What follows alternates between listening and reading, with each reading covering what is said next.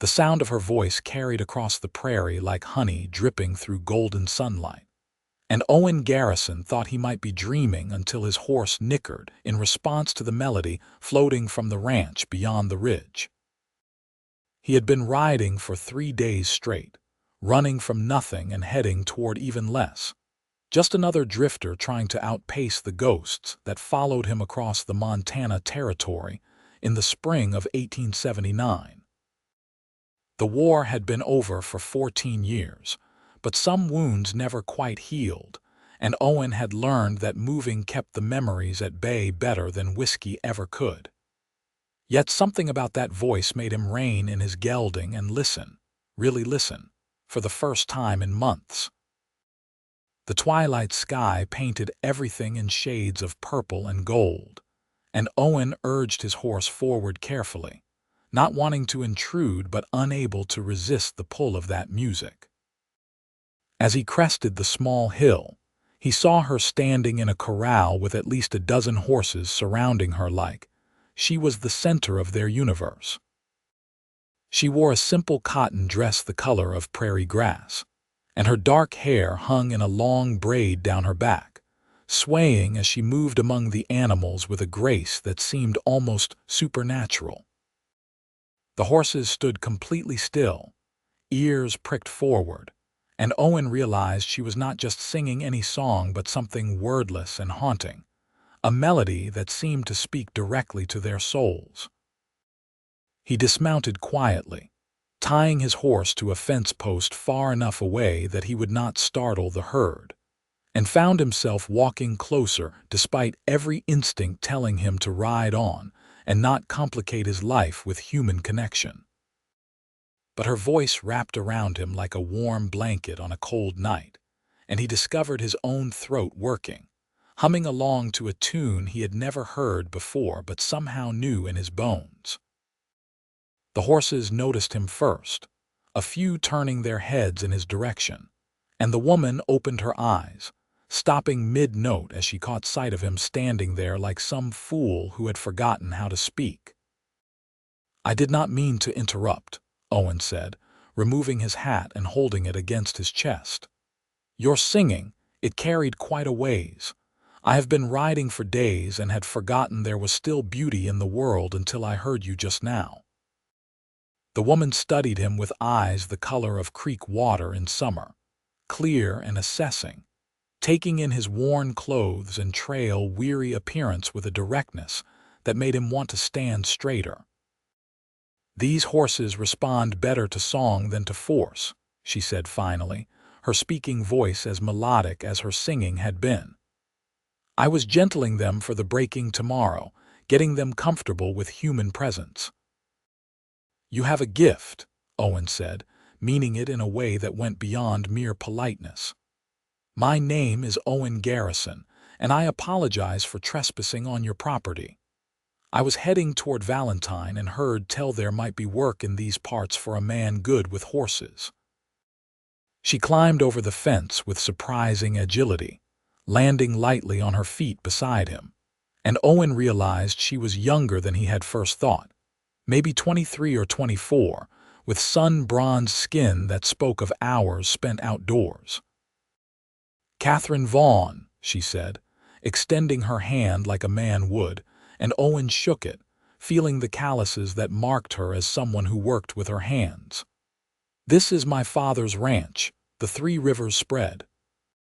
We could always use help with the horses if you are serious about work, and not just passing through looking for a hot meal and a soft place to sleep." "I am serious," Owen assured her, though he had not been sure of that until the words left his mouth. "I have been working ranches since I was 15 years old. Horses, cattle, whatever needs doing. I am good with my hands and better with animals than I am with most people, truth be told." Katherine smiled at that, a genuine expression that transformed her face from merely pretty to something that made Owen's heart skip in a way he thought he had forgotten. "That makes 2 of us," she said. "Come up to the house and meet my father. He makes the hiring decisions, though I will put in a good word for any man who appreciates the value of a gentle touch with livestock. The walk to the main house took them through a yard well kept and organized, with outbuildings in good repair and fences that showed regular maintenance. Owen could tell a lot about ranchers by how they kept their property, and the Vaughn spread spoke of pride and hard work. The house itself was a solid two-story structure built from local timber, with a wraparound porch that invited sitting, and a chimney already releasing the smoke of an evening fire.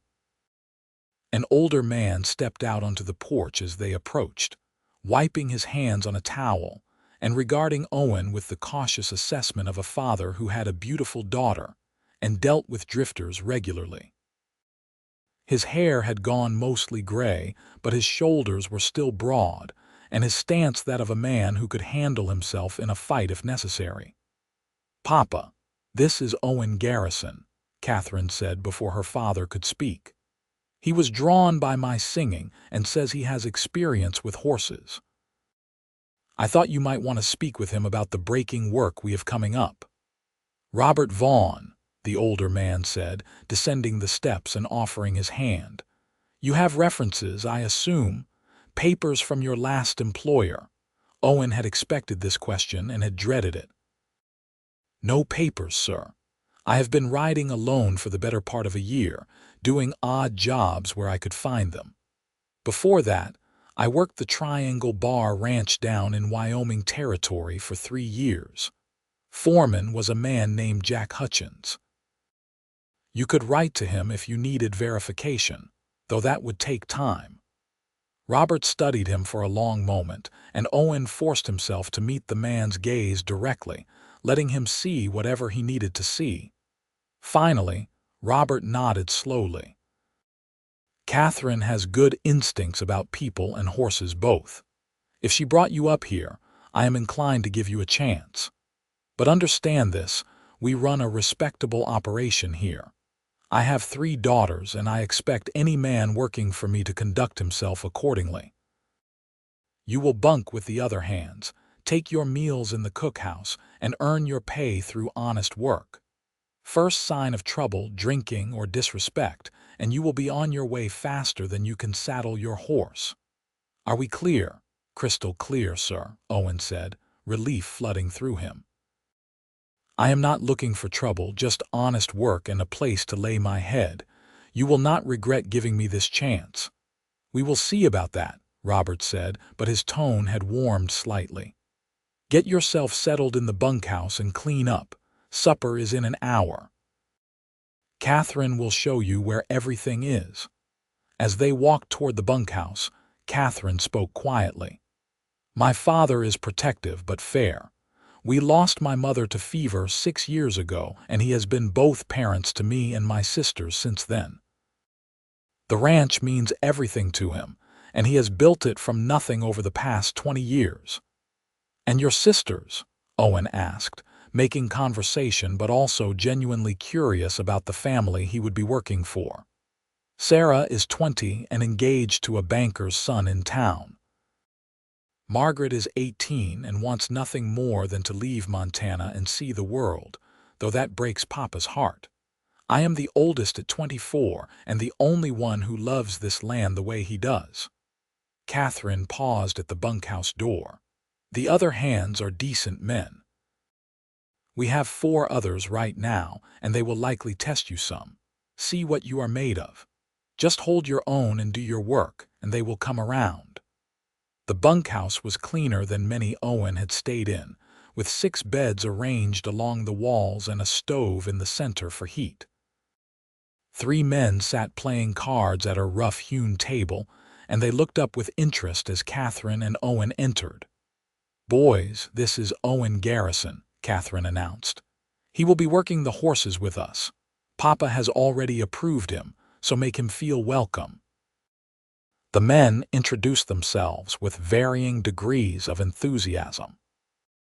There was Charlie, a grizzled man in his 50s who had worked for Robert Vaughn since the beginning. Tom and Ben, brothers in their 30s who worked primarily with the cattle. and a younger man named Jesse who could not have been more than 19, and who looked at Katherine with such obvious adoration that Owen felt a flash of something uncomfortably like jealousy. After Katherine left, the men sized Owen up with the frank assessment of those who would be working closely together. "You really any good with horses? Or did Katherine's pretty face convince you to try your hand at something new?" Charlie asked, his tone not quite challenging but close. "I broke my first horse when I was 14, Owen said evenly. "Worked ranches all through Wyoming and Colorado before the war pulled me away. I am not claiming to be the best, but I know my way around livestock, and I am willing to learn anything I do not already know." Charlie nodded, apparently satisfied. Katherine has a gift with the animals that borders on uncanny. Horses that other breakers would have beaten into submission or given up on as lost causes, she turns into the gentlest mounts you ever saw. If you are smart, you will watch her methods and try to copy them rather than relying on whatever rough techniques you might have learned elsewhere. "That was my intention," Owen said, and he meant it. He had seen enough brutality in his life, both during the war and after, and the idea of working with someone who valued gentleness held enormous appeal. Supper that night was a hearty affair of beef stew and fresh bread, served in a cookhouse adjacent to the main house. Katherine's sisters were there. Sarah, a softer, rounder version of Katherine with a sweet smile, and Margaret, a fiery redhead who peppered Owen with questions about his travels while barely touching her food.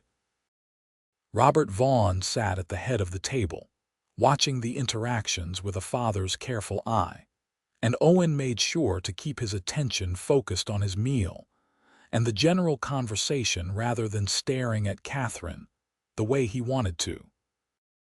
After dinner, as the sun finally dipped below the horizon and true darkness settled over the ranch, Owen found himself restless despite his exhaustion. He walked out toward the corrals, drawn by some instinct he could not name, and found Katherine there again, this time sitting on the top rail of the fence and looking out at the horses barely visible in the starlight. "Could not sleep?" she asked without turning around, somehow knowing it was him approaching. "Too many nights on the trail have made me forget how to settle in one place," Owen admitted, climbing up to sit beside her on the fence. "Your father runs a good operation here. You should be proud of what you have all built." "I am," Katherine said softly. "But sometimes I wonder if I am fooling myself, thinking I can keep this life forever. Sarah is leaving to get married, Margaret will be gone within a year, and Papa is getting older. The weight of this ranch will fall on my shoulders, and I am not sure any man would want to marry into that kind of responsibility." Owen looked at her profile in the darkness, at the determined set of her jaw, and the way she held herself with such quiet strength. "Any man worth having would consider it a privilege, not a burden," he said before he could stop himself. Katherine turned to look at him then, really look at him, and something passed between them in the darkness, some recognition that went beyond words. "You are different from the other drifters who have passed through here," she said. "Most of them are running from something. You seem to be running from yourself." The observation struck closer to truth than Owen liked, but he found himself answering honestly rather than deflecting. "I fought in the war. Did things I am not proud of, saw things that changed me. When I came home, nothing felt right anymore. The life I thought I would have, the person I thought I was, none of it fit. So I started riding, figuring if I kept moving I could outrun the memories. But they always catch up eventually." "Maybe you need to stop running and face them," Katherine suggested gently. "Maybe you need to find something worth staying still for." "Maybe I just did," Owen said, and the words hung in the air between them, heavy with possibility. They sat in comfortable silence after that, watching the horses move like shadows in their corral, and Owen felt something inside him begin to settle. like a door closing on one part of his life and another opening onto something new. When Katherine finally climbed down from the fence and headed back toward the house, she paused and looked back at him. "Tomorrow we start breaking the new horses. If you are serious about learning my methods, be at the corral at dawn. And Owen, thank you for being honest with me. That means more than you might think."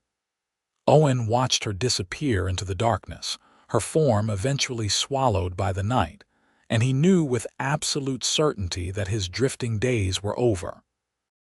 Whatever came next, whatever challenges lay ahead, he would face them here on this ranch, with this remarkable woman who sang to horses and saw through his defenses like they were made of glass. Dawn came cold and clear, the Montana sky streaked with pink and gold as Owen made his way to the corrals.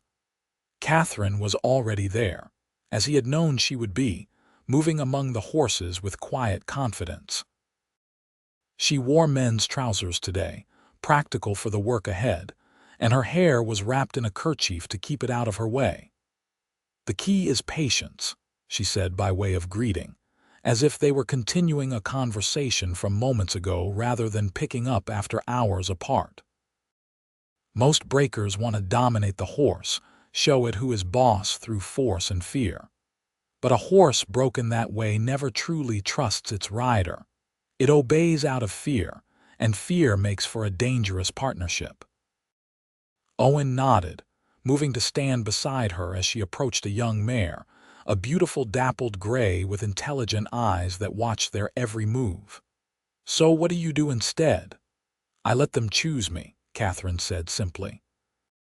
She began to hum, that same wordless melody from the evening before, and Owen watched in fascination as the mare's ears pricked forward, her entire posture changing from wary to curious. Katherine extended her hand slowly, palm up, still humming, and the mare stretched her neck forward, nostrils flaring as she took in Katherine's scent. "Talk to her," Katherine instructed Owen quietly. "Use a calm voice, no sudden movements. Let her know you are not a threat." Owen found himself humming along with Katherine, that melody coming as naturally as breathing, and he was startled when the mare's attention shifted to him, her dark eyes studying him with what seemed like genuine interest. "Hey there, pretty girl," he murmured. "We are not going to hurt you. Just want to be friends, that is all." The mare took a tentative step closer than another, and Katherine reached up slowly to stroke her neck. "Good girl, you are so brave, aren't you? So smart." She glanced at Owen. "Your turn. Let her smell your hand first, then touch her shoulder, not her face."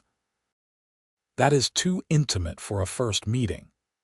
Owen followed her instructions, his heart hammering in his chest in a way that had nothing to do with the horse and everything to do with how close Katherine stood beside him, her shoulder brushing his as they worked in tandem. The mare allowed his touch, her skin warm and soft beneath his palm, and he felt a rush of something like joy at this small victory. They worked with the horses for hours, Katherine teaching him the subtle art of communication through body language and tone, showing him how to read the animal's signals and respond appropriately. By midday, Owen had successfully haltered the gray mare and led her in circles around the corral, and Katherine's smile of approval felt better than any wages he had ever earned. "You have a natural feel for this," she said during their lunch break, sitting beside him on a fallen log and sharing the sandwiches that Sarah had brought out from the house. "Most men fight their instincts, want to prove their strength, but you listen. That is rare." "I had a good teacher," Owen said, meaning it. "You have thought deeply about this, developed a real method. Have you ever considered writing it down, sharing it with others?" Katherine laughed, but there was a wistful quality to it. Who would listen to a woman rancher from Montana territory about horse training? The world does not much value our opinions on such matters. "They should," Owen said firmly. "What you are doing here, it is revolutionary." I have seen men ruin good horses through ignorance and cruelty, and I have watched you turn a frightened animal into a willing partner in the course of a morning. That knowledge is valuable, Katherine. Do not let anyone tell you otherwise." She looked at him with an expression he could not quite read, something between surprise and gratitude, and a vulnerability that made him want to reach out and take her hand. "You are unlike any cowboy I have ever met, Owen Garrison." "Good," Owen said with a small smile.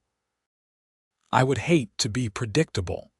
The days that followed fell into a comfortable rhythm. Owen worked primarily with Katherine on the horses, though he helped with other ranch duties as needed. The other hands gradually accepted him, especially after he proved his worth during a difficult situation when one of the cattle got tangled in fence wire. And Owen managed to free the panicked animal without injury to himself or the cow. Charlie, in particular, warmed to him, often sharing stories of the early days of the ranch around the evening fire. But it was the time with Katherine that Owen treasured most. They developed an easy partnership, anticipating each other's movements and communicating with looks and small gestures as much as words. She taught him her songs, explaining how different melodies worked for different purposes, calming versus energizing, soothing versus alerting. In turn, Owen shared his knowledge of saddle repair and tack maintenance, skills he had honed over years of working ranches. The nights were harder. Owen would lie in his bunk, listening to the snores of the other men, and think about Katherine in the main house, so close and yet impossibly far away. He knew he was falling for her, had probably been falling since that first moment he heard her singing, but he also knew his position. He was a hired hand with no prospects, a drifter who had finally stopped moving but had nothing to offer beyond his labor. Robert Vaughn had made it clear he expected respect for his daughters, and Owen had no intention of overstepping those boundaries, no matter how much he wanted to. But wanting and doing were two different things, and Owen found his resolve tested late one evening about 3 weeks after his arrival. He had been mending fence line far from the main buildings and was walking back to the bunkhouse well after dark when he heard someone crying. Following the sound, he found Katherine sitting on the porch steps of the main house, her face buried in her hands, shoulders shaking with sobs. "Katherine," he approached cautiously, alarmed to see her usually strong composure so shattered. "What happened? Is someone hurt?" She looked up at him, tears streaking her face, and Owen felt his heart crack at the sight. "Margaret left," she said, her voice breaking. "We had a terrible fight at dinner, and she said she could not stand another day on this ranch, that she was suffocating here. She took her horse and rode toward town, said she was catching the morning stage to Helena and we would never see her again." Without thinking, Owen sat down beside her on the step, close enough that their shoulders touched. "Did your father go after her?" "He wanted to, but she said such awful things to him. Told him he was selfish for expecting us to sacrifice our lives for his dream. He looked so hurt, Owen. I have never seen him look that way. He went to his room and has not come out." Katherine wiped at her tears angrily. "Margaret is young and foolish, and she has no idea what the world is really like. She thinks it will be some grand adventure, but she is going to get hurt or worse." "Do you want me to go after her?" Owen offered immediately. "Bring her back." Katherine was quiet for a long moment, and when she spoke, her voice was steadier. "No." She made her choice. Forcing her back would only make things worse. But I am so angry at her for hurting Papa, and I am angry at myself for not seeing how desperate she was to leave. And I am scared, Owen. Scared of being alone here, trying to hold this ranch together without my sisters, watching my father grow older and more tired. Scared that I am going to wake up one day and realize I sacrificed everything for a dream that was never really mine. Owen did something then that crossed every line he had drawn for himself. He put his arm around Catherine's shoulders and drew her close, letting her rest her head against his chest as she cried. She fit perfectly there like she was meant to be in his arms, and Owen rested his chin on top of her head, breathing in the scent of her hair, sunshine and horses and something uniquely her. "You are the strongest person I have ever met," he said quietly. "And this is your dream. I have seen it in the way you work with those horses, in the way you talk about the land. You are not sacrificing yourself for your father's dream, Catherine. You are building your own future. And you are not alone. You have the hands who work here, your father, and—" He hesitated, then plunged ahead. "You have me for as long as you want me around." She pulled back enough to look up at him, her face close enough that he could count the tears still clinging to her eyelashes. "What are you saying, Owen?" "I am saying that I am not drifting anymore. I am saying that somewhere between your singing and your teaching and your endless patience, I found something worth staying for. I know I have no right to speak like this. I am just a hired hand with nothing to my name but a horse and a saddle, and you deserve so much more than that.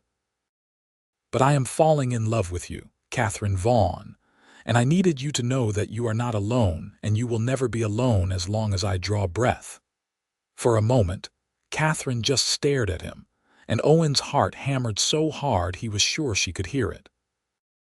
Then she reached up, cupped his face in her hands, and kissed him.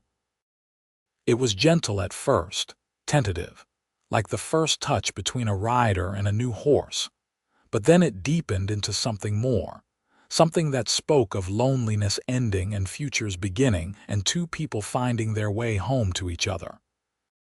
When they finally pulled apart, both breathless, Catherine kept her hands on his face, her thumbs stroking his cheekbones. "I have been trying so hard not to fall for you," she admitted. "Telling myself you were just another drifter, that you would leave when the work dried up or when you got restless. But I was lying to myself, Owen. I started falling for you that first night when you stood there humming along with my song like you had known it your whole life." "I am not going anywhere," Owen promised. "Not unless you send me away." "Never," Catherine whispered and kissed him again.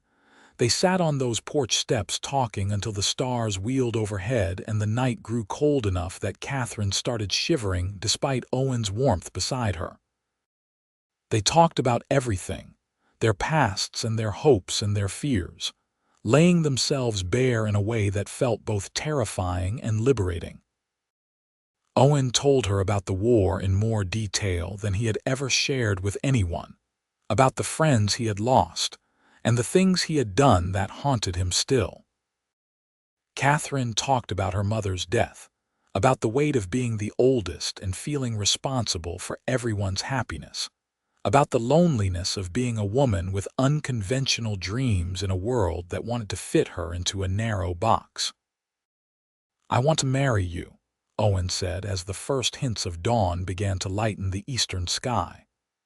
"I know that is crazy.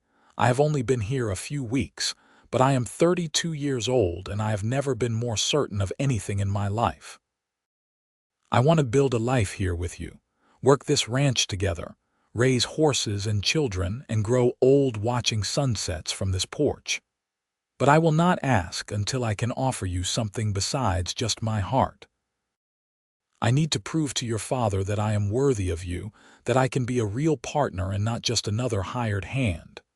Catherine smiled, exhausted but radiant in the growing light. "My father is a practical man. What matters to him is character and commitment, not wealth or status. But I understand what you are saying, and I respect it. We have time, Owen. For the first time in my life, I feel like I actually have time instead of racing against some invisible deadline." They parted reluctantly, Catherine slipping into the house before the rest of the household woke, and Owen heading back to the bunkhouse to clean up before the day's work began. He felt simultaneously exhausted and more alive than he had in years, like every color was brighter and every sound clearer. Charlie took one look at him over breakfast and shook his head with a knowing grin. "You have got it bad, boy," the older man said. "Katherine is a special woman, but her father is going to have expectations if you are serious about courting her proper." "I am aware," Owen said, unable to stop smiling despite the daunting task ahead of him. "What do I need to do?" Charlie considered for a moment, stroking his grizzled beard. "Robert Vaughn built this ranch with his own 2 hands. He respects hard work, honesty, and loyalty above all else. You have been showing him all 3 these past weeks, but if you want his blessing to court Katherine, you will need to talk to him man to man. Do not sneak around behind his back. That is the fastest way to lose his trust." Owen nodded, knowing the advice was sound even if the thought of having that conversation made his stomach churn with nervousness. He waited until that evening, after supper, when Robert usually sat on the porch smoking his pipe and going over the ranch accounts. Owen approached with his hat in his hands, his heart pounding but his resolve firm. "Mr. Vaughn, could I have a word with you, sir?" Robert looked up from his ledger, his expression unreadable. "Sit down, Owen. I have been expecting this conversation." Owen sat, surprise momentarily derailing his carefully prepared speech. "You have. I am not blind, and neither is anyone else on this ranch. The way you and Katherine look at each other, the way you work together like you have been partners for years instead of weeks, I would have to be a fool not to see what is developing between you." Robert set down his pipe and fixed Owen with a serious look. "The question is, what are your intentions? Are you looking for a pleasant dalliance to pass the time, or is this something real?" "It is real, sir," Owen said immediately. "More real than anything I have ever felt. I know I have not been here long, and I know I do not have much to offer beyond my labor and my commitment, but I am in love with your daughter. My intention is to prove myself worthy of her, to become a real part of this ranch, and eventually, with your permission and hers, to marry her and build a life here." Robert was quiet for a long moment, studying Owen with those sharp eyes that seemed to see straight through to a person's soul. "Katherine is my oldest, and in many ways, she is most like me. This ranch means everything to her, and any man who marries her will be marrying into that responsibility. It is not an easy life, and it will only get harder as I get older and more of the burden falls on you both. Are you prepared for that? Or are you going to wake up in 5 years, feeling trapped and resentful, wishing you had kept drifting?" "I have been drifting for years, sir, and it was the loneliest existence I can imagine," Owen said honestly. "I was not looking for a place to settle when I came here. I heard Katherine singing and followed that sound like it was calling me home. Every day since then has only confirmed what I felt that first evening. This is where I am meant to be. Katherine is who I am meant to be with. I am not going to lie and say I will never have doubts or hard days, but I am done running. I want roots, Mr. Vaughn. I want a family, and I want to earn the right to be part of yours." Something in Robert's expression softened, though his voice remained serious. "My Katherine deserves a man who sees her for who she truly is, not who he wants her to be. She has dreams that do not fit into most people's narrow ideas about what a woman should want or be. Can you support those dreams, Owen? Can you be a true partner, not just a husband who expects her to fade into the background? Your daughter is the most remarkable person I have ever met," Owen said with complete sincerity. "Her way with horses, her strength, her compassion, all of it. I do not want to change a single thing about her. I want to help her achieve everything she is capable of, and I want to learn from her because I am better when I am with her. She makes me want to be the man I was supposed to become before the war took that possibility away." Robert picked up his pipe again, relighting it with deliberate care, and Owen forced himself to wait patiently for whatever judgment was coming. Finally, Robert nodded slowly. "You can court her. Properly, respectably, nothing that would cause talk in town or make her sisters uncomfortable. I will be watching, Owen, and so will everyone else on this ranch. Prove that what you are saying is true. Show me through your actions, not just your words. If after a reasonable time you both still feel the same way, we will talk again about marriage." Relief flooded through Owen so intensely he felt dizzy. "Thank you, sir. You will not regret this, I promise you." "See that I do not," Robert said, but there was a hint of warmth in his tone now. "And Owen, welcome to the family, provisionally speaking." Owen floated through the next few days in a haze of happiness. He and Katherine were careful to be circumspect around others, but they stole moments together whenever possible, talking and laughing and learning each other in the way of new couples everywhere. Robert had given his conditional blessing, and that opened doors that had been closed before. Katherine could sit with Owen at meals now without worry about propriety, and they could walk together in the evenings without the weight of secrecy. The work continued, and Owen threw himself into it with renewed energy. He wanted to prove to Robert and to Katherine, and to himself, that he was worthy of the trust being placed in him. The horses responded to him better than ever, as if they could sense his newfound confidence and contentment. He broke 3 colts in rapid succession, using Katherine's gentle methods, and Robert himself commented on the quality of the work. But life on a ranch was never simple, and trouble arrived in the form of a man named Victor Sterling, who rode onto the property one sunny afternoon in early summer with 2 hired guns flanking him, and an expression of entitled arrogance that set Owen's teeth on edge immediately.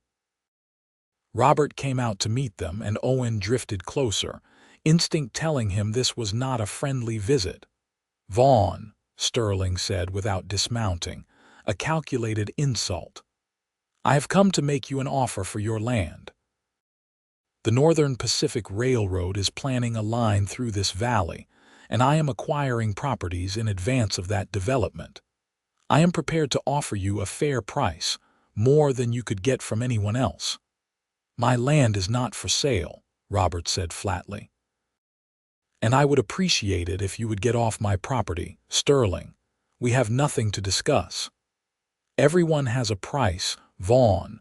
I am being generous right now, but my generosity has limits.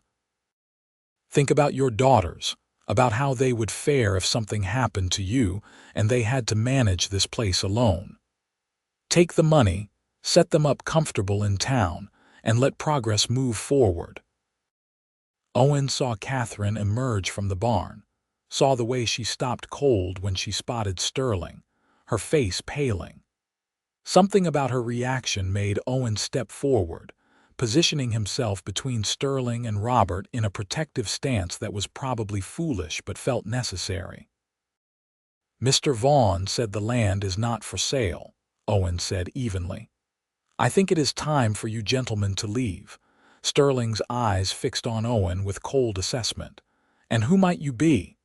The hired help should know better than to speak when men of property are conducting business."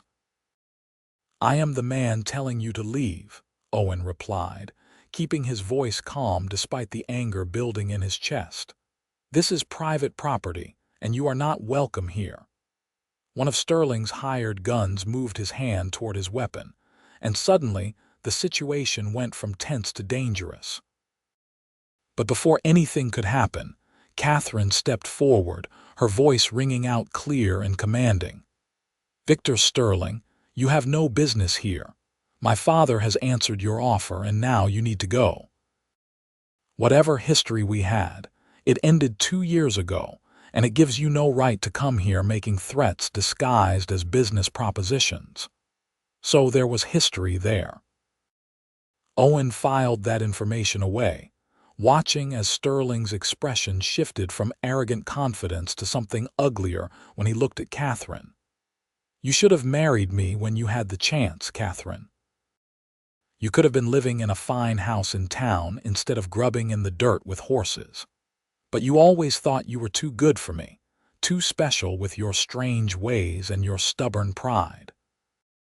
Now look at you, getting older, your sister's leaving, and you will end up a spinster running a failing ranch into the ground. My life is none of your concern, Katherine said coldly, and this ranch is not failing. Now leave before I have the hands forcibly remove you. Sterling's gaze flickered between Katherine and Owen, and something calculating entered his expression. I see. Trading up from one hired hand to another.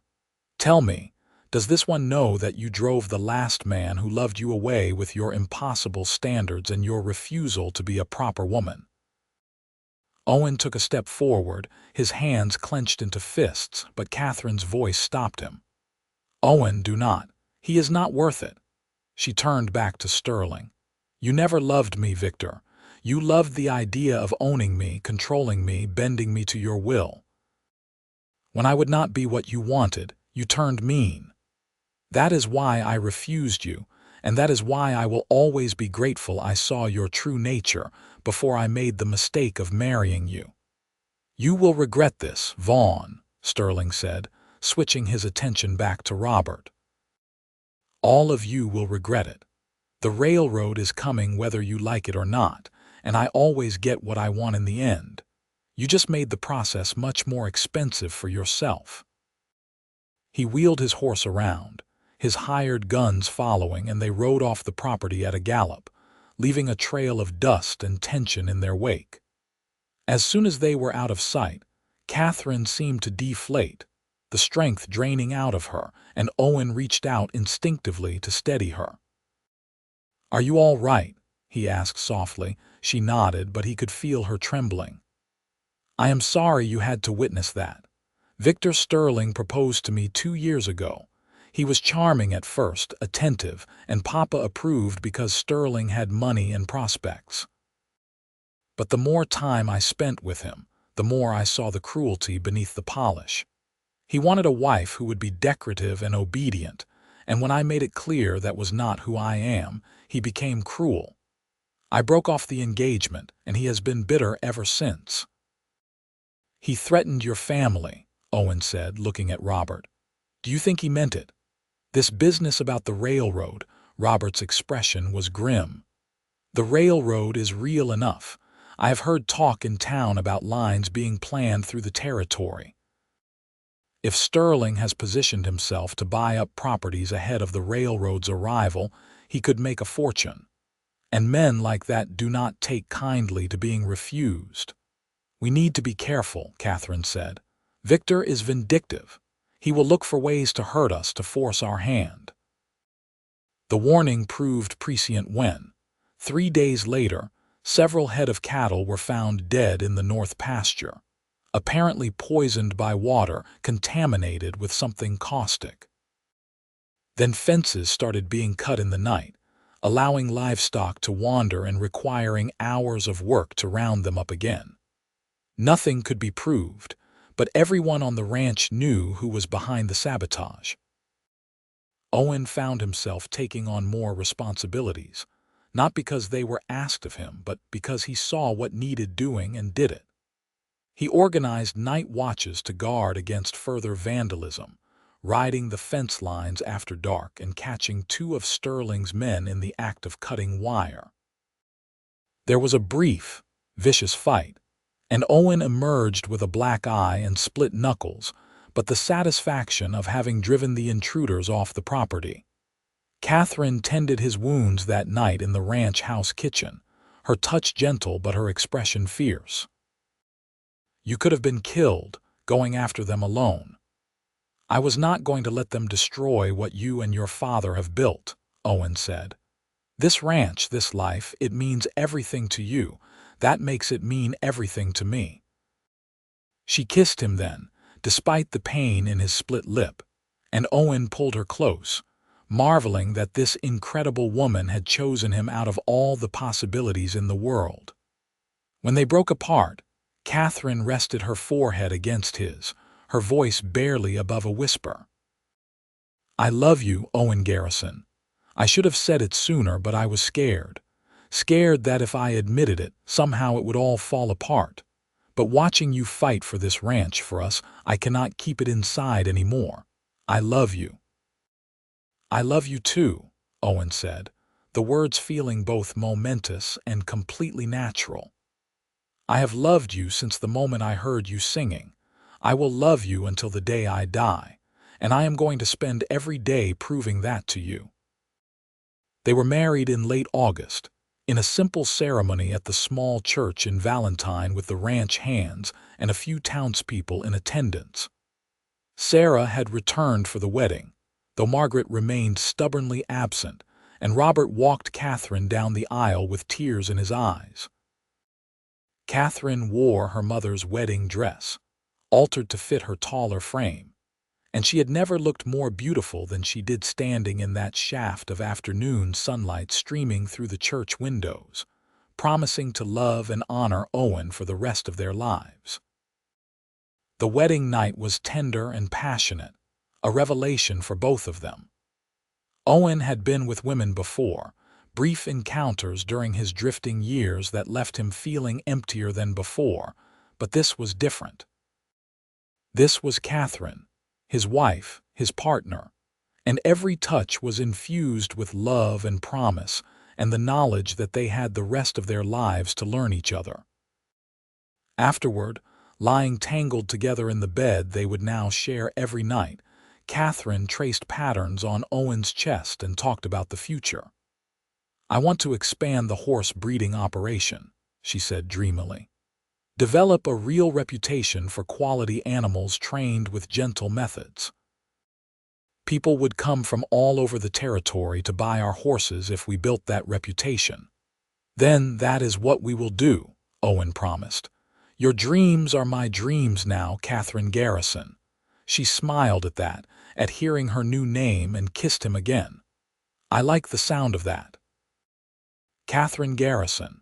It feels right, like everything finally clicked into place." The months that followed were challenging but deeply fulfilling.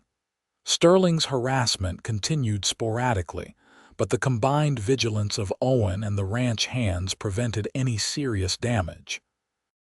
Owen proved his worth 100 times over, not just in his work with the horses but in his steady presence and his willingness to do whatever needed doing. Robert came to rely on him more and more, trusting his judgment and including him in decisions about the ranch's future. Winter arrived hard and early that year, with snow falling in October and temperatures plunging below zero. The work became grueling, with livestock needing constant care and frozen pipes requiring endless attention. But the ranch house was warm, and Owen discovered the joy of coming home each evening to a wife who greeted him with a kiss and a smile, of sitting by the fire after dinner and discussing the day's events, of falling asleep every night with Katherine in his arms. In February, Katherine discovered she was pregnant. The news filled Owen with a joy so profound it scared him, all the old fears from the war suddenly resurfacing. What if something happened to her? What if he failed to protect her and their child? What if he proved to be a terrible father, damaged by the things he had seen and done? Katherine, with her characteristic insight, sensed his fears even before he voiced them. "You are going to be a wonderful father," she said firmly one evening, taking his face in her hands and making him look at her. "I know you have doubts. I know the war left scars, but Owen, you are the gentlest man I have ever met. You break horses without breaking their spirits. You have never raised your voice in anger to me or anyone else on this ranch. Our child will be lucky to have you as a father." "I am terrified," Owen admitted. "Terrified that I am going to lose you, that something will go wrong, that I cannot protect you from all the dangers in the world." "You cannot protect me from everything, and I would not want you to try," Katherine said gently. "But you can be there with me, supporting me, loving me. That is all I need, Owen. Just you by my side, facing whatever comes together." The pregnancy progressed smoothly despite the harsh winter, and Katherine continued working with the horses until her belly became too large to safely climb into the corrals. Owen took over more of that work, applying everything she had taught him and developing his own variations on her methods. The horses they produced were becoming known throughout the territory for their temperament and training, and orders started coming in from as far away as Wyoming and the Dakota Territory. Robert's health began to decline that spring, a persistent cough that would not go away no matter how much medicine the doctor prescribed. He tried to hide it, to keep working at his usual pace, but everyone could see him growing weaker. Owen quietly took on more of the administrative work, learning the financial side of ranching and dealing with buyers and suppliers, and Robert accepted the help with a gratitude that spoke to how poorly he truly felt. "I am glad Katherine has you," Robert said to Owen one evening in late May, the two men sitting on the porch while Katherine rested inside, heavy with their child. "I worried about her for so long, worried that she would end up alone, trying to run this place without a true partner. But you have exceeded every hope I had. You love her the way she deserves to be loved, and you love this ranch too. That is all a father can ask for." "You are going to be around for a long time yet," Owen said, not wanting to confront the implications of Robert's words. "Long enough to meet your grandchildren and teach them everything you taught Katherine." "Maybe," Robert said, but his tone suggested he did not believe it. "But if I am not, promise me you will take care of her. Take care of this ranch. It was my life's work, but it is her future. Do not let Sterling or anyone else take it from her." "I promise," Owen said solemnly. "On my life, I promise." Katherine went into labor on a scorching June afternoon, and Owen discovered that facing Confederate soldiers had been less terrifying than watching his wife in the agony of childbirth. The local midwife arrived quickly, shooing Owen out of the bedroom and telling him to make himself useful by keeping water boiling and staying out of the way. Sarah had come to help, and she provided updates every hour, her face drawn with worry that did nothing to calm Owen's racing heart. The labor lasted through the night and into the next morning, and Owen wore a path in the floor with his pacing. Charlie and the other hands tried to distract him with cards and conversation, but nothing could penetrate the fog of fear that had settled over him. He prayed to a God he had stopped believing in during the war, making desperate bargains and promises if only Katherine and the baby would be all right. Finally, as the sun climbed toward noon, a thin wail pierced the air, and Owen nearly collapsed with relief. Sarah emerged a few minutes later, exhausted but smiling. "You have a son," she announced, "and Katherine is tired but well. You can go in now." Owen entered the bedroom on shaking legs to find Katherine propped up against pillows, her hair damp with sweat and her face pale but radiant. In her arms, she held a tiny bundle wrapped in a soft blanket, and when Owen approached, she shifted the blanket to reveal the smallest, most perfect face he had ever seen. "Meet your son," Katherine said softly. "I thought we might name him Robert after Papa." "Unless you wanted to name him after your father." Owen shook his head, unable to speak past the lump in his throat. His relationship with his own father had been difficult, marked by disappointment and harsh words, and he had no desire to carry that legacy forward. "Robert is perfect," he managed finally. "He is perfect. You are perfect. Thank you, Katherine. Thank you for this gift." He sat carefully on the edge of the bed, and Katherine placed the baby in his arms. Owen looked down at his son, at the tiny fingers that curled reflexively, and the miniature features that somehow combined his and Katherine's, and felt something shift inside him, the last broken piece of his soul clicking into place. This was what he had been moving toward all those years of drifting. This moment, this family, this overwhelming love that made everything that came before make sense. Robert Vaughn met his grandson 3 days later, holding the baby with trembling hands and tears streaming down his weathered face. "He has your eyes, Katherine," the old man whispered, "and your mother's chin. He is going to be a heartbreaker, this one." "He is going to be a horseman," Katherine said with confidence. "I sang to him while I was carrying him, and he already responds to music. Just wait, Papa. He is going to love this ranch the way we do." Robert's health improved somewhat after his grandson's birth, as if meeting the next generation had given him a reason to fight his illness. He spent hours sitting with Katherine and the baby, telling stories of the early days of the ranch and sharing wisdom accumulated over decades of working the land. Owen absorbed it all, knowing he was being given something precious, a legacy and a responsibility. Young Robert was 6 weeks old when Sterling made his final move. It started with a legal notice delivered by a territorial marshal, claiming that the water rights to the creek running through Vaughn property were being disputed by Sterling's newly purchased adjacent land. Without access to that water, the ranch would be unsustainable, the livestock unable to survive the hot Montana summers.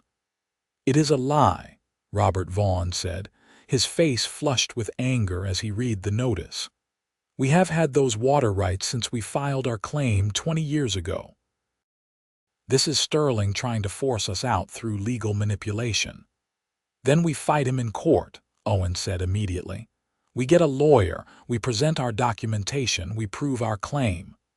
But as they soon discovered, Sterling had been careful. He had purchased land that gave him a competing claim to the water source. And while the Vaughns had precedent on their side, Sterling had money and lawyers who knew how to exploit every technicality in the territorial legal system. The case dragged on through the summer and into the fall, draining the ranch's financial reserves and creating a constant cloud of worry. Owen worked harder than he ever had in his life, trying to keep the ranch profitable enough to afford the legal fees while also caring for Katherine and the baby and managing the day-to-day operations. He lost weight, grew quieter, and Katherine worried about him even as she worried about everything else. "We could sell," she said one night in October, the two of them lying in bed after Robert had finally fallen asleep after a bout of fussy crying. "Take what we could get, move somewhere else, start over." "Is that what you want?" Owen asked, though he knew the answer already. "No," Katherine admitted. "This is my home, Owen. I was born here, my mother is buried here, and I want our children to grow up running these fields and working with these horses. But I do not want to lose everything fighting a battle we cannot win, and I am scared about Papa. He is getting weaker again, and this stress is not helping." "We are going to win," Owen said with more confidence than he felt. "I am not going to let Sterling take this from us. From you." The trial finally took place in late November in the territorial courthouse in Helena. Owen, Katherine, and their lawyer presented decades of documentation proving the Vaughn water rights, testimonies from longtime neighbors, and survey maps that clearly showed the creek's course through their property. Sterling's lawyers countered with technicalities and precedents, arguing that the water source originated on land Sterling now owned, and that he had as much right to it as anyone. The judge, a stern older man named Harrison, listened to 3 days of testimony before announcing he would take the case under advisement and deliver his ruling within 30 days. It was not the immediate victory Owen had hoped for, but their lawyer seemed cautiously optimistic. They returned home to find Robert Vaughn collapsed in his bedroom, his lungs struggling, and his skin gray with lack of oxygen. The doctor came immediately and delivered the news they had all been dreading.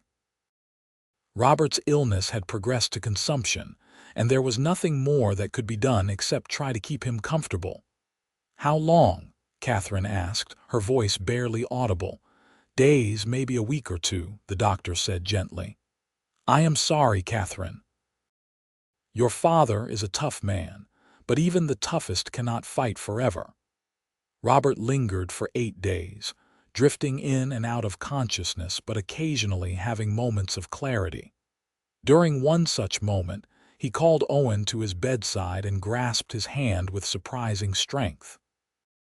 "The judge is going to rule in your favor," Robert whispered. "Harrison is an honest man and the law is on your side. When you win, Sterling is going to try something else. Men like him always do, but you cannot back down, Owen. You have to protect this ranch and my daughter and that beautiful grandson of mine. Promise me." "I promise, Papa," Owen said, using the name that had come naturally over the months of working alongside Robert. "I will protect them with my life. And I will make sure little Robert knows what an amazing man his grandfather was." Robert smiled weakly. "I always wanted a son.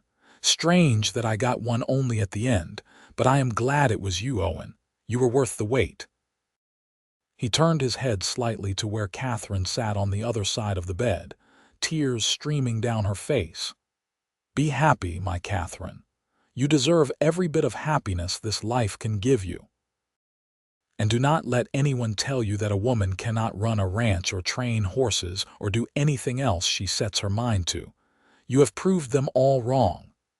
"I love you, Papa," Katherine sobbed. "Thank you for everything, for believing in me, for supporting my dreams, for giving me this life." "Best thing I ever did was be your father," Robert said.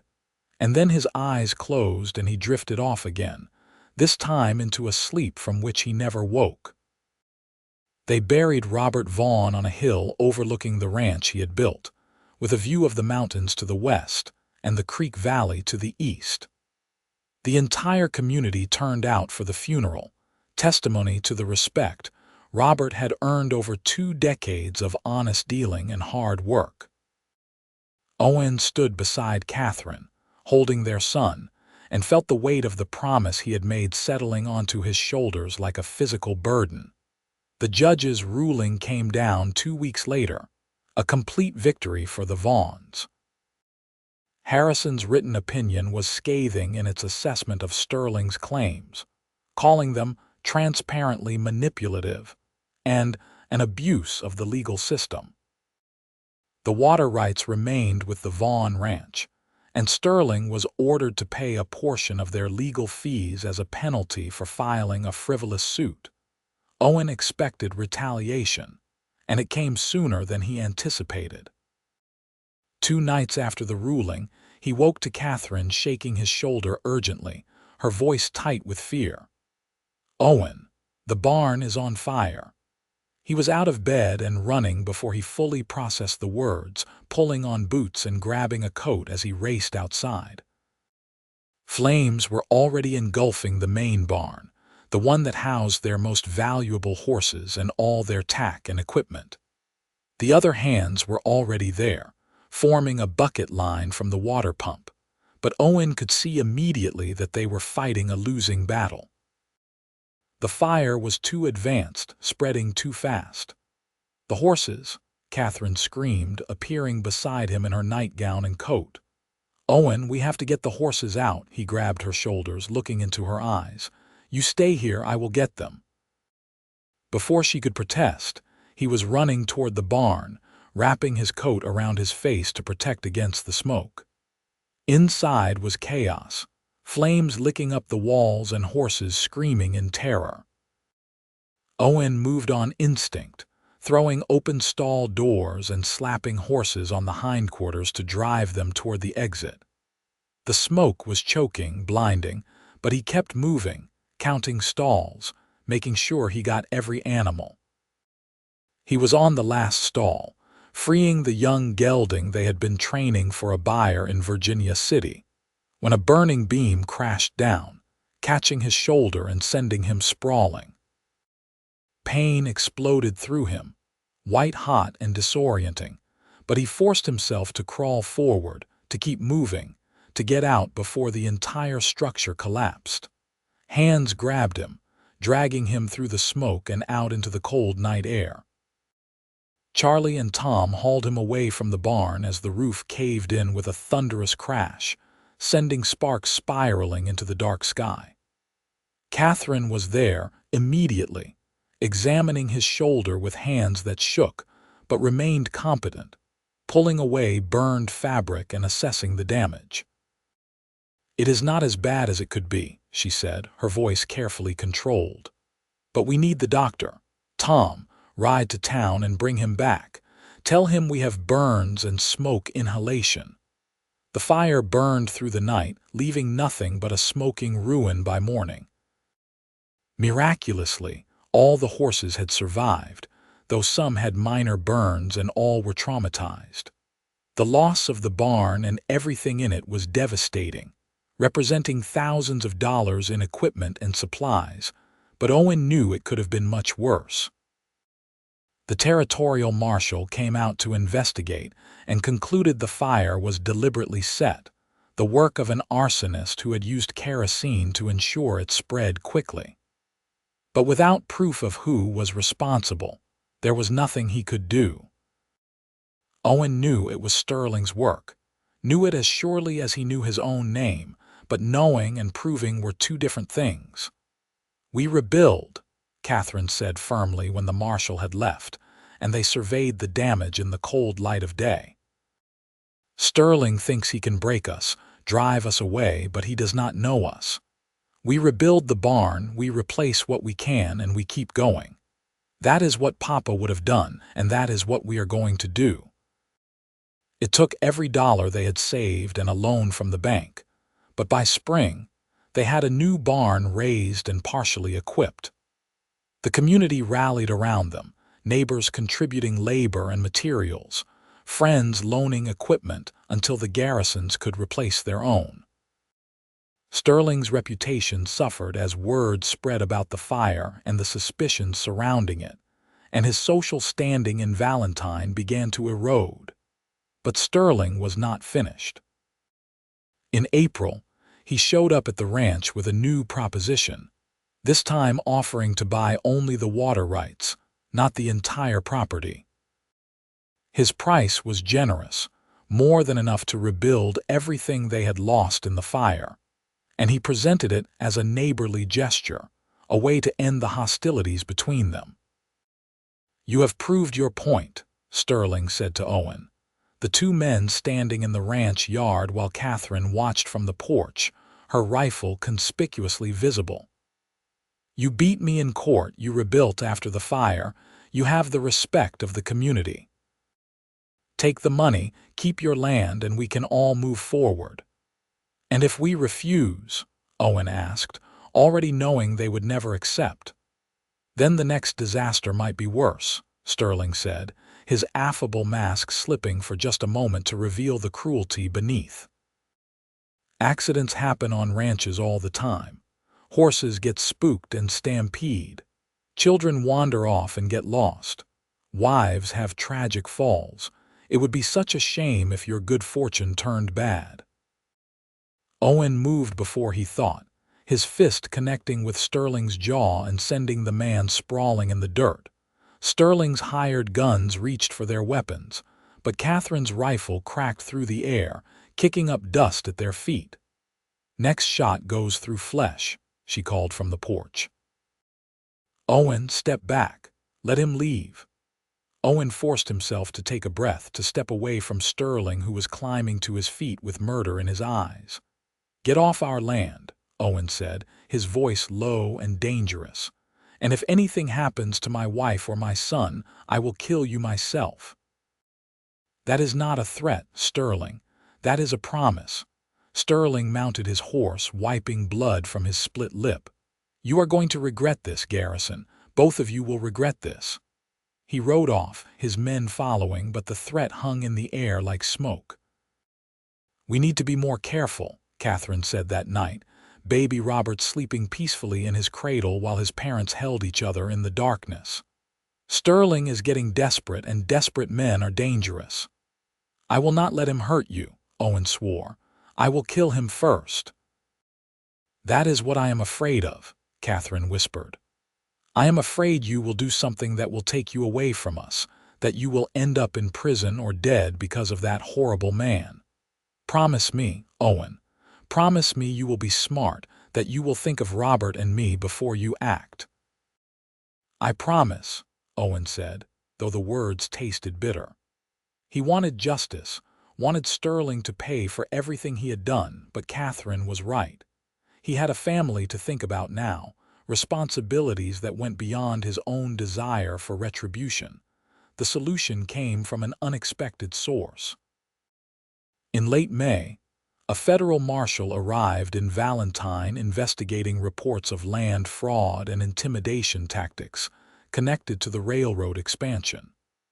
Someone had filed complaints against Sterling, detailing a pattern of coercion and illegal activities designed to force property sales.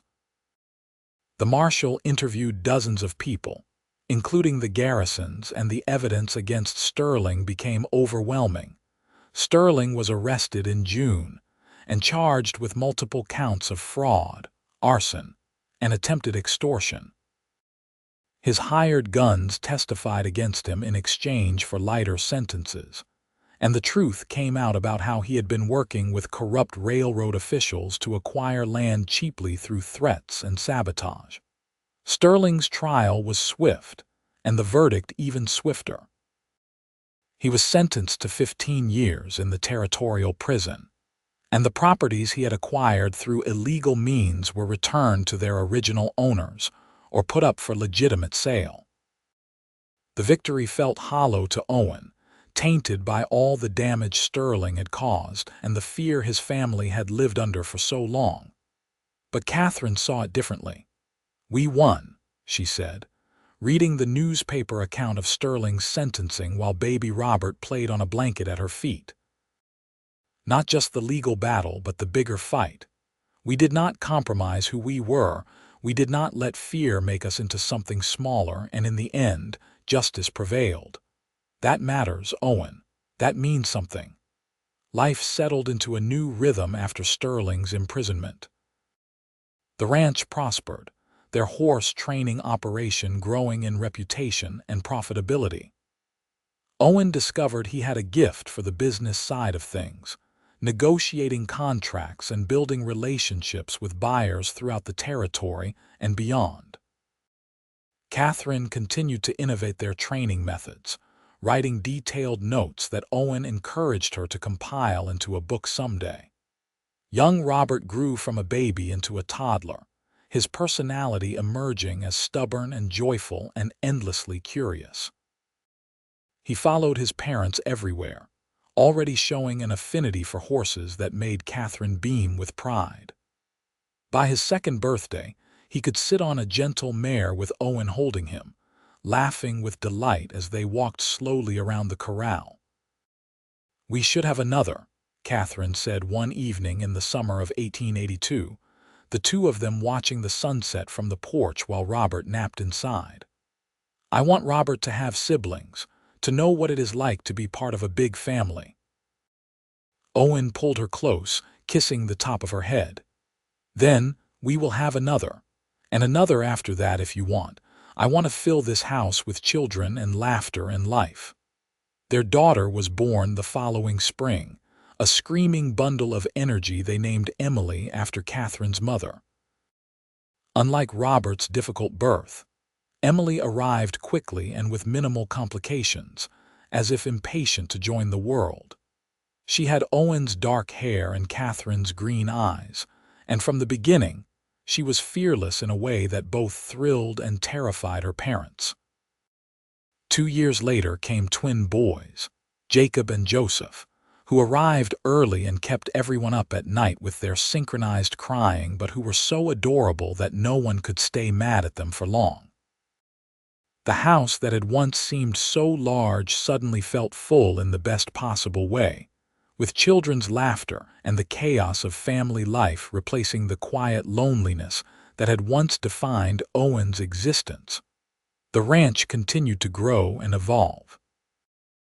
They added more acreage, purchased breeding stock that strengthened their herd, and built a second barn specifically for their training operation. Owen hired additional hands, including a young man named David, who showed real promise with the horses and who reminded Owen of himself years earlier, drifting and looking for a place to belong. Katherine finally compiled her training notes into a book, working in the evenings after the children were in bed, and Owen helped her find a publisher willing to take a chance on a volume written by a woman. The Gentle Method, a new approach to horse training, was published in 1886 and became an unexpected success, selling copies across the West and even attracting attention in the East. Katherine received letters from horsemen and horsewomen around the country, thanking her for sharing her knowledge and reporting their own successes using her techniques. The attention brought more business to the ranch, but it also brought something else. Katherine began to be invited to speak at horse shows and agricultural gatherings, and she discovered she enjoyed teaching others what she had learned through years of patient observation and practice. Owen encouraged her to accept these invitations, taking over more of the ranch management so she could travel occasionally, and he felt nothing but pride when he heard others speak about his wife with respect and admiration. Sarah's marriage had produced 3 children of its own, and the cousins grew up together, spending summers on the ranch and learning to ride almost before they could walk. Margaret had eventually returned from her adventures out east, chastened by the realities of the world but better for having experienced them. She settled in Valentine, opened a small bookshop, and became a regular visitor to the ranch, finally appreciating what she had run from years earlier. Owen and Katherine's children grew, each developing their own personalities and passions. Robert, as Katherine had predicted, became obsessed with horses, spending every free moment in the corrals and demonstrating a natural gift for training that matched his mother's. Emily proved to be the academic one, devouring books and peppering her parents with endless questions about everything from astronomy to zoology. The twins were inseparable troublemakers who kept everyone on their toes with their pranks and schemes. In 1890, when Owen was 43 and Katherine 37, they welcomed their last child, a daughter they named Rose. She was a surprise, coming a full 6 years after the twins, and she was spoiled outrageously by her older siblings and parents alike. But she had a sweet disposition that made it impossible not to adore her, and she became the baby of the family in every sense of the word. The century turned, bringing with it changes that transformed the West from frontier to settled civilization. The railroad finally came to Valentine, though on terms that respected property owners and brought legitimate prosperity rather than the predatory practices Sterling had envisioned. Automobiles began to appear on the streets, though horses remained the primary form of transportation in ranch country. The territory of Montana became a state in 1889, and with statehood came increased stability and legal protections that made running a ranch easier in many ways. Through it all, Owen and Katherine's love deepened and matured, moving from the passionate intensity of new love to something richer and more complex.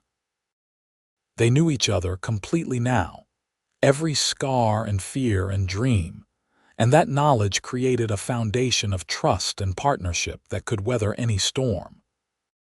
They still sang to the horses together, teaching their children the melodies Katherine had created, passing on the tradition that had brought them together in the first place. On their 20th wedding anniversary, Owen took Katherine back to the corral where he had first heard her singing, where their story had truly begun. The children were old enough to manage on their own for an evening, and the August twilight painted the sky in the same purples and golds as that night decades earlier. "You remember?" Owen asked, taking Catherine's hand as they stood by the fence. "Every detail," Katherine said, smiling up at him. "I remember thinking you were either very brave or very foolish to approach a stranger's property like that. And I remember the way you hummed along with my song like you had been waiting your whole life to hear it." "I had been," Owen said seriously. "I just did not know it until that moment. You saved me, Katherine. I was lost, running from ghosts and heading nowhere, and you gave me a reason to stop running. You gave me a home, a family, a purpose. You gave me everything."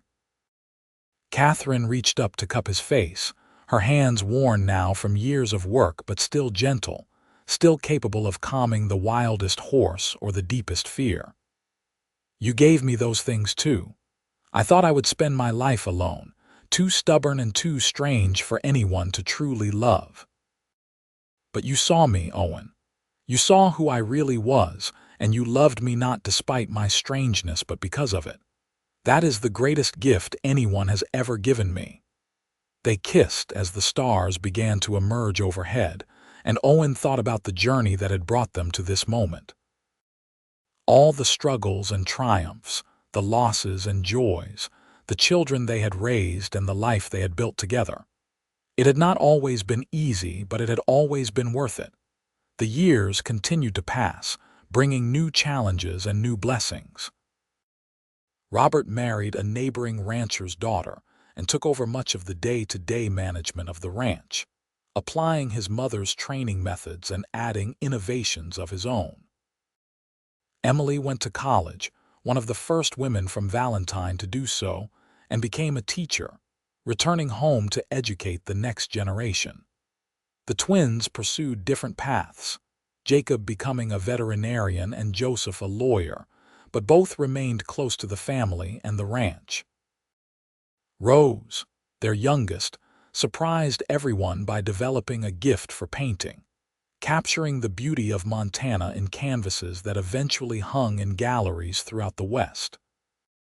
But her favorite subjects were always the horses, and she painted countless studies of the animals her mother worked with, preserving in art what Katherine had preserved in writing.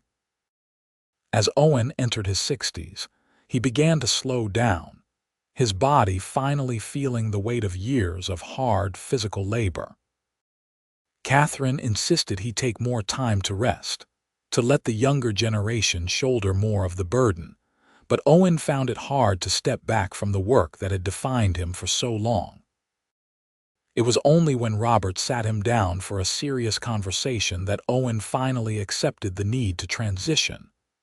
"You and Mama built something amazing here," Robert said, the two men sitting on the porch where Owen had once asked permission to court Katherine. "But you also raised children who are capable of carrying it forward. Let us do that, Papa. Let us give you and Mama the chance to enjoy the fruits of your labor instead of working yourselves into early graves."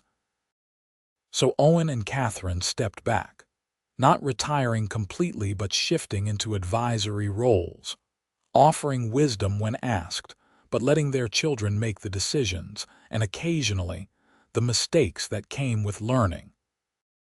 It was harder than Owen expected, letting go of that control, but it was also freeing in ways he had not anticipated.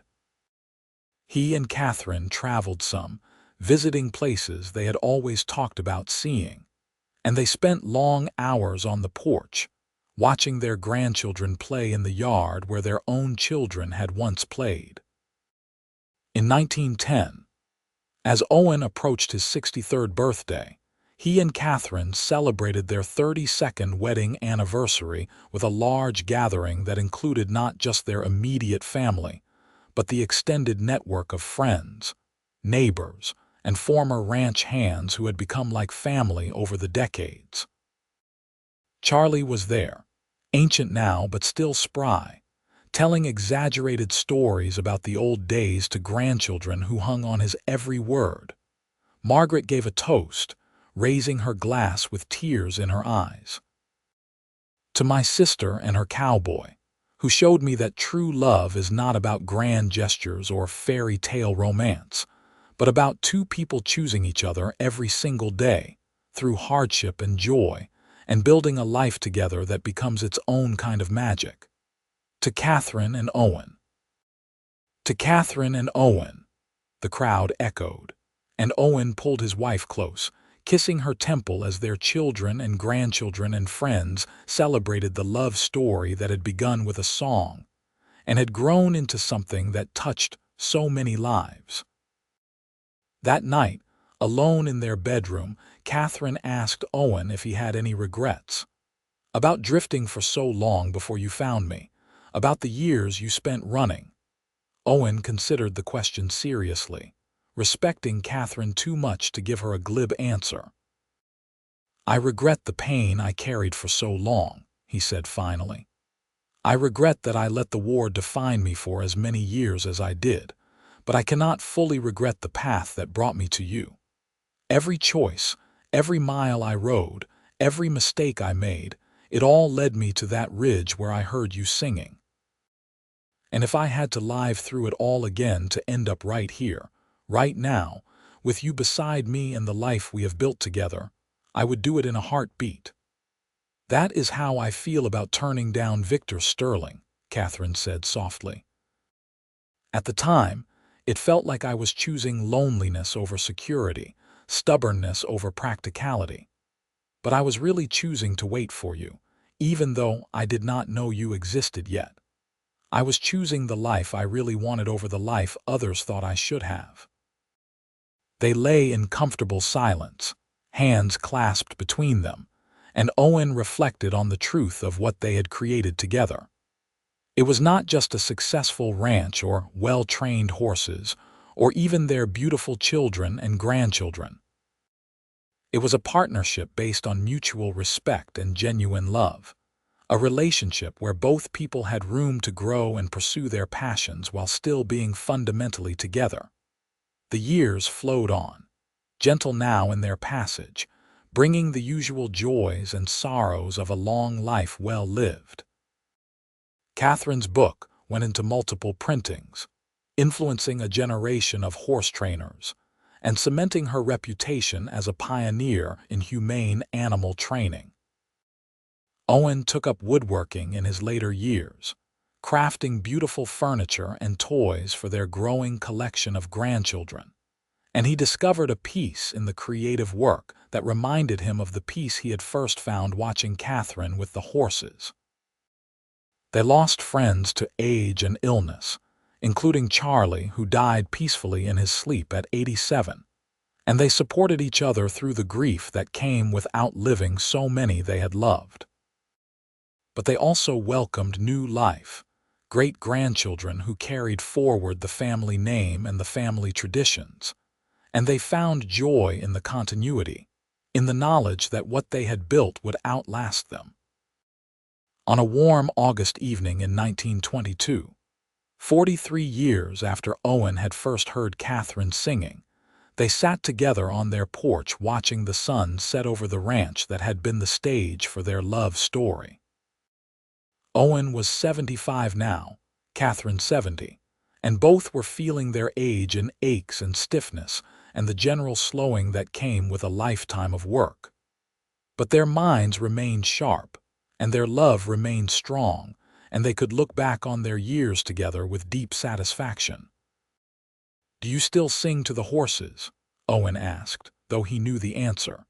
He had heard Katherine just that morning out in the corral with Robert's youngest son, teaching the boy the old songs. "Always," Katherine said, smiling. "It is part of who I am, woven into the fabric of my life. Those songs brought you to me, and they have brought me joy every day since. How could I stop singing them?" Owen started to hum one of those melodies, the one he had first heard floating across the prairie all those decades ago, and Katherine joined in, their voices blending in harmony. They sat there as darkness fell, singing together, and Owen thought there could be no better way to spend an evening than this, making music with the woman who had transformed his life and given him everything he had never known he needed. Their children and grandchildren would later say that Owen and Katherine seemed to grow younger in their final years together, as if the accumulated love and joy of their decades together was finally manifesting in visible ways. They laughed more, touched each other constantly with casual affection, and looked at each other with eyes that still held the wonder of new love despite the weathering of time. Owen lived to be 79, dying peacefully in his sleep in the winter of 1926, with Katherine beside him, holding his hand as she had held it through every important moment of their life together.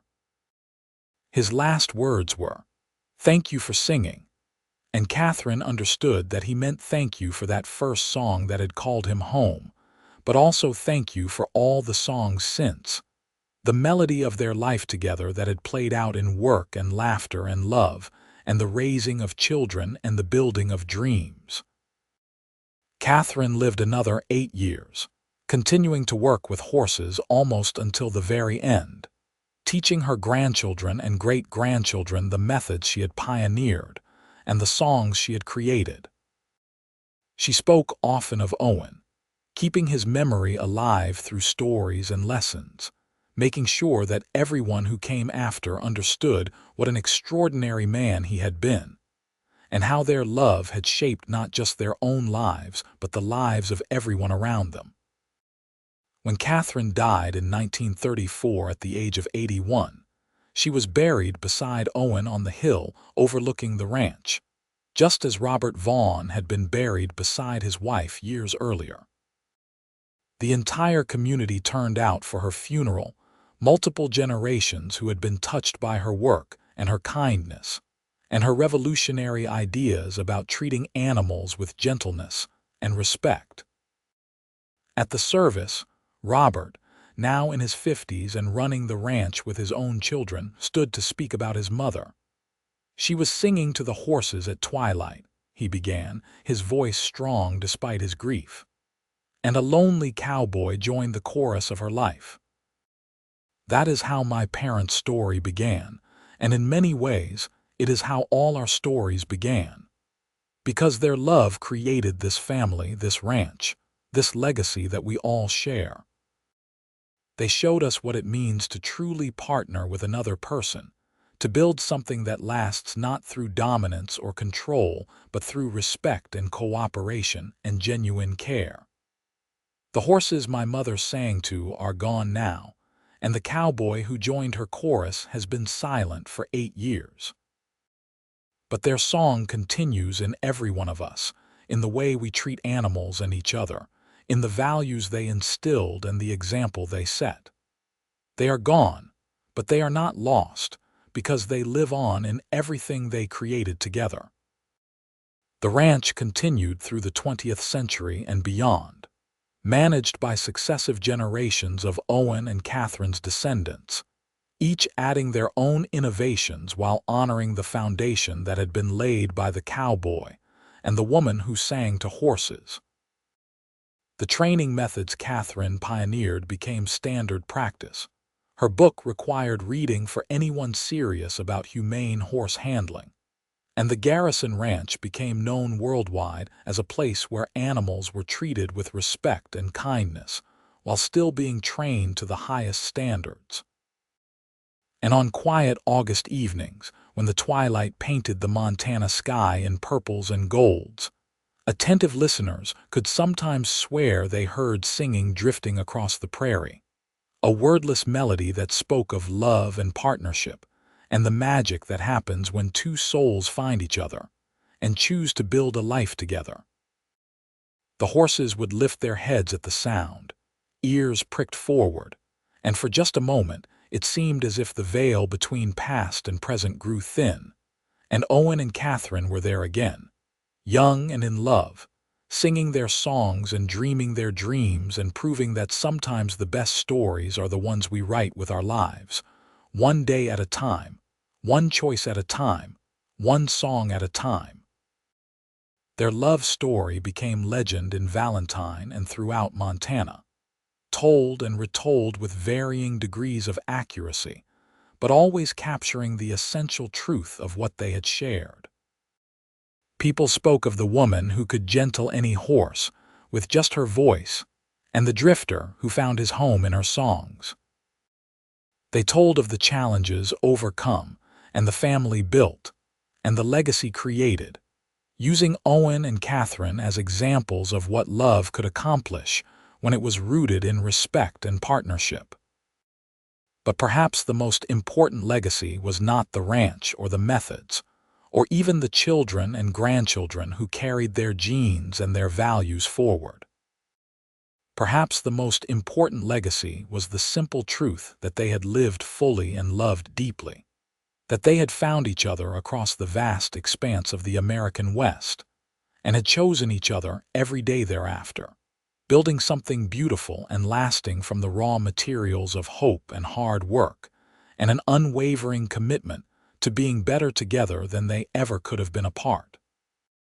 In the end, that is what every great love story really is: a choice made and remade, a song sung and resung, a promise kept through all the joys and sorrows that life inevitably brings.